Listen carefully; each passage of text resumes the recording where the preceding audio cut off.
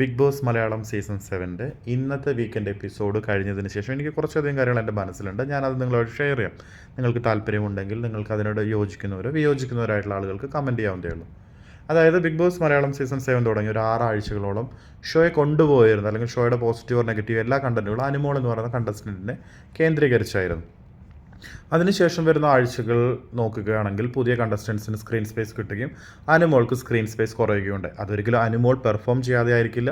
അനുമോളുടെ കണ്ടൻറ്റുകൾ ഇത്രയും വെളിയിൽ പോയാൽ മതി, അല്ലെങ്കിൽ അനുമോൾക്ക് ഇത്രയും സ്ക്രീൻ സ്പേസ് കൊടുത്താൽ മതി, മറ്റുള്ളവർക്ക് സ്ക്രീൻ സ്പേസ് കൊടുക്കാം എന്നുള്ള അങ്ങനെയുള്ള തീരുമാനങ്ങൾ കൊണ്ടായിരിക്കും അത് അങ്ങനെ വിചാരിച്ചിരിക്കുന്ന ഒരു സമയത്ത് ഇപ്പോൾ ഈ ആഴ്ചയിൽ നിൽക്കുന്ന ഒരു 68ാമത്തെ ദിവസം വന്ന് നിൽക്കുന്ന ഈ സാഹചര്യത്തിൽ ഇതുവരെയും കൂടുതൽ കണ്ടൻറ്റുകൾ കൊടുത്തിരിക്കുന്ന, അല്ലെങ്കിൽ ഷോയിൽ കൂടുതൽ ചർച്ചയായിട്ടിരിക്കുന്ന 3 കണ്ടസ്റ്റൻസാണ് അനുമോൾ, അനീഷ്, ഷാനവാസ് എന്ന് പറയുന്നവർ. അപ്പോൾ അവരുടെ കാര്യം എടുത്തു കഴിഞ്ഞാൽ ഇന്നത്തെ എപ്പിസോഡിൽ അനീഷിനും ഷാനവാസിനും അനാവശ്യത്തിൽ കൂടുതൽ ഒരു പ്രഷർ കിട്ടിയതായിട്ട്, അല്ലെങ്കിൽ ഒരു ക്വസ്റ്റ്യനിങ് നേരിട്ടതായിട്ട് എനിക്ക് ഫീൽ ചെയ്തു. എസ്പെഷ്യലി ഷാനവാസ് അവിടെ പറയാൻ ട്രൈ ചെയ്യുന്ന പല കാര്യങ്ങളും പ്രോപ്പറായിട്ട് അദ്ദേഹത്തിന് പറയാൻ സാധിക്കാതെ വരിക, അദ്ദേഹം മനഃപൂർവ്വം പല ഗെയിമുകളും കുളമാക്കി എന്നുള്ള രീതിയിൽ വരുത്തി തീർക്കുക, അത് മനസ്സിലാവുന്നത്. ഈ സീക്രട്ട് ടാസ്കിൻ്റെ കാര്യം എടുക്കുകയാണെങ്കിൽ കൂടി ഒരു കണ്ടസ്റ്റൻറ്റ്, അതായത് ആര്യൻ എന്ന് പറയുന്ന കണ്ടസ്റ്റൻറ്റിന് ഒരു സീക്രട്ട് ടാസ്ക് കിട്ടുകയാണെങ്കിൽ അദ്ദേഹത്തിൻ്റെതായ രീതിയിൽ ആ ടാസ്ക് മനസ്സിലായില്ല എന്ന് പറയുന്നുണ്ട്.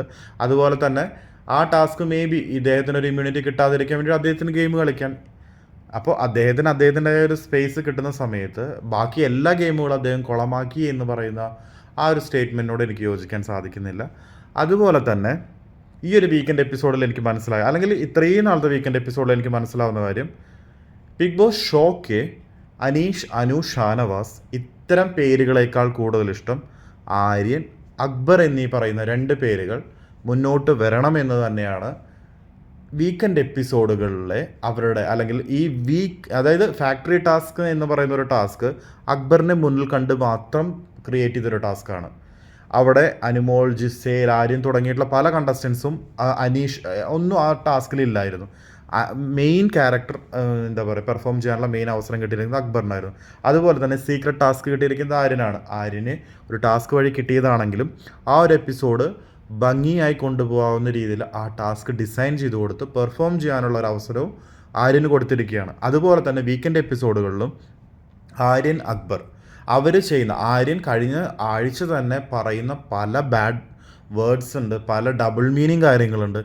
ഇതിനെപ്പറ്റിയൊന്നും അത് തുടക്കകാലം തൊട്ട് ഇതുവരെയും ആര്യൻ, അക്ബർ ഇത്തരം ആളുകൾ ചെയ്യുന്ന പല കാര്യങ്ങളും എക്സ്പോസ് ചെയ്യാതെ ഷോ അവരെ നല്ല രീതിയിൽ മാത്രം പ്രൊജക്റ്റ് ചെയ്യുന്നതായിട്ടാണ് എനിക്ക് ഫൈനലി ഫീൽ ചെയ്യുന്നത്.